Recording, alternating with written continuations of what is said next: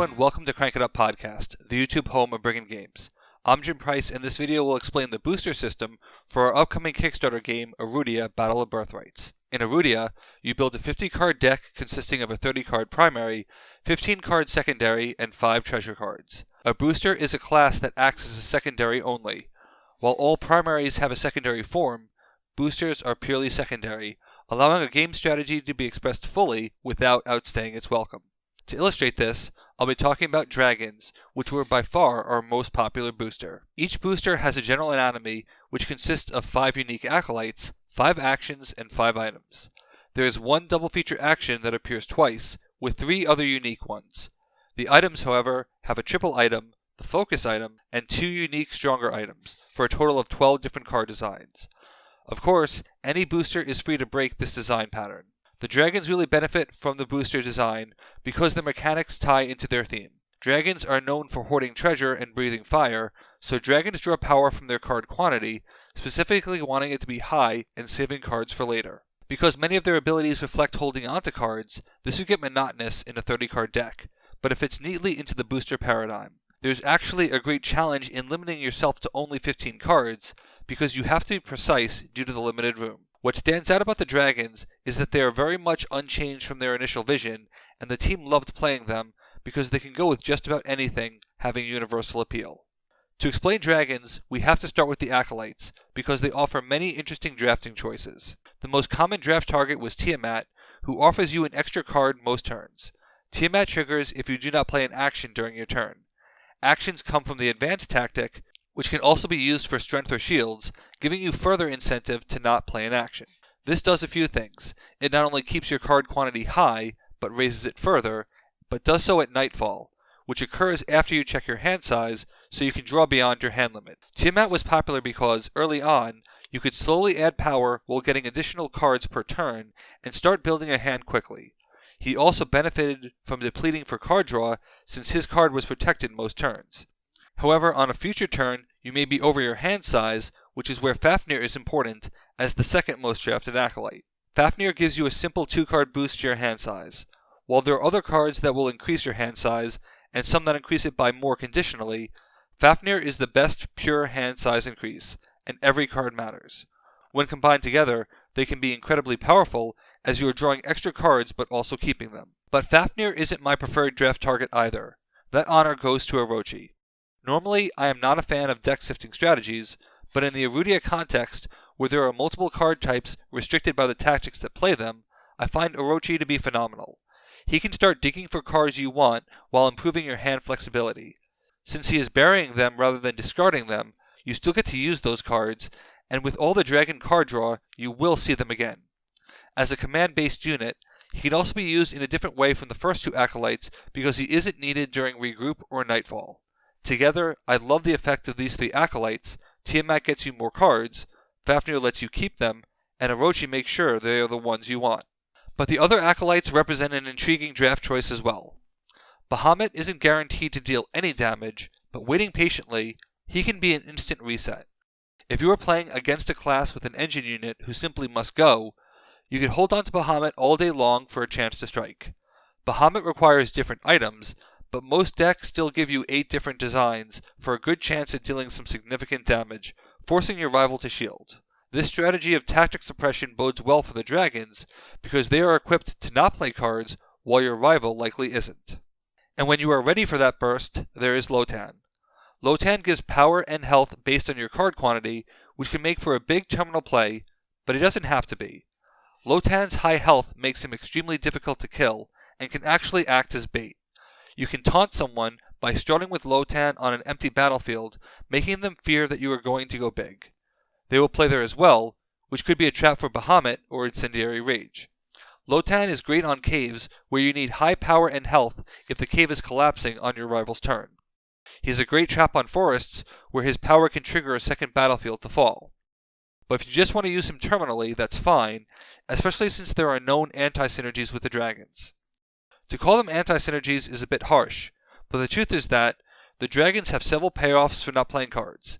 If they got all of them at the same time, that would be problematic. So Lotan is one of those payoffs, and you have to choose your timing appropriately.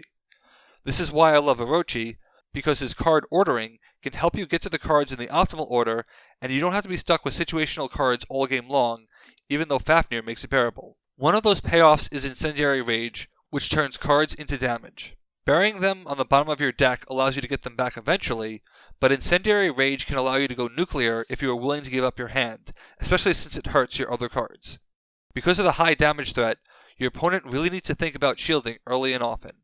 Your opponent will think twice before playing on a plains, where defeating units is the objective.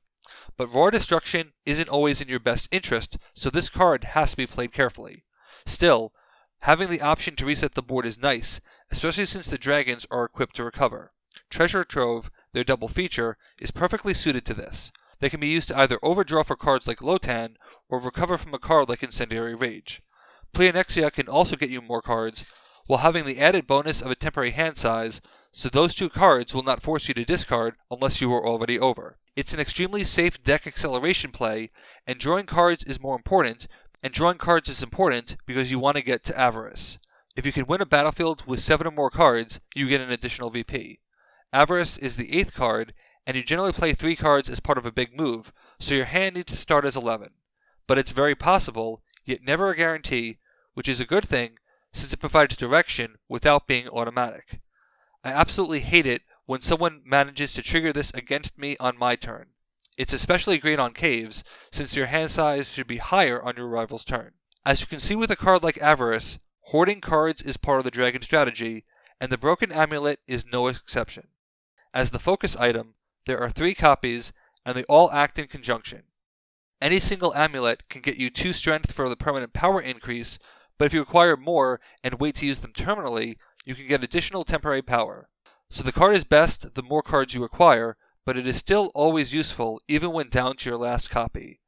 The Wyvern Claw lets you deal a more moderate amount of damage while still keeping your cards. It makes for a great follow-up to Bahamut to take out a leader, since the Wyvern Claw can be one of the cards that Bahamut needs. The final item is the Fallachian Egg, which turns your entire hand into a massive power burst, but at the cost of all your cards. You do draw 2 cards at the end, allowing this card to be used mid-game in a moment of desperation. Given all the dragon card draw, especially that of Treasure Trove, it's possible to play it terminally, draw 2 cards from a grouping, and have Tiamat trigger. With a Treasure Trove, you are back to 7 cards at daybreak, which isn't bad. Because you are discarding cards, if there are cards you simply cannot afford to lose, Orochi lets you tuck them into your deck for safekeeping, so you don't end up discarding something that you need later. But as an endgame card, this is a card to be feared. One of our testers played this card 3 times over the course of the game, which shows you that you can truly recover, and it doesn't just have to be an endgame play. As you can see, the dragons are very enticing, offering both cards and payoff for having them. While every card in Erudia is valuable, sometimes they aren't valuable right now, but they can still contribute to some of the dragon plays simply by being a card. Because the dragons are a natural fit for so many classes, it's natural to want to draft treasury cards to support them. With 3 strong engine units, Aegis Shield is a natural fit for Tiamat and Fafnir, who need to always be in play, while Orochi is great for the Cloak of Charon, since he is not needed in later phases of the turn. The Asuran Idol is an item that gets you a card, which could be a Dragon Acolyte, allowing you to keep your hand stocked while also getting a key piece of their engine puzzle. I've lost games waiting for the Fallachian Egg that never happened, but the Dowsing Rod can help ensure it. The Memento can help you recover from the egg, as long as it isn't in your hand at the same time. Because Tiamat does not want you to play actions, an item that can replace the action works extremely well, which is the Bavian Glaive. Dragons draw and keep cards, so they have less need for morale if they can keep their engine units out, allowing you to pay the morale cost for the replacement. On the counter side, both the Cloak of Charon and Aegis Shield help neutralize the damage, especially since the dragons cannot deal area damage. You may want to take the Ashes of Efreet to be able to quickly dispatch their engine units.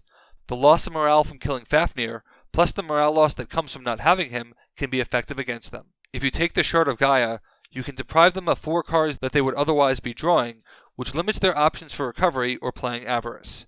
I think the dragons provide a lot of treasury intrigue on both sides of the battle, making them a great example of how important it is to choose your secondary appropriately. Hopefully this video serves as an introduction to boosters, while also giving you a full sense of what a booster can do, particularly the dragons. You can play them for power, or you can play them for damage. You can simply maximize the strength of your primary through their card draw. Their playstyle of hoarding cards is surprisingly diverse, but never stale, and they are available in the demo game, paired with knights for your first game. As you think about the strategies they offer, which acolyte are you most likely to draft in your first game? Let me know in the comments. Thanks for watching. Be sure to like and subscribe. Let's shut it down.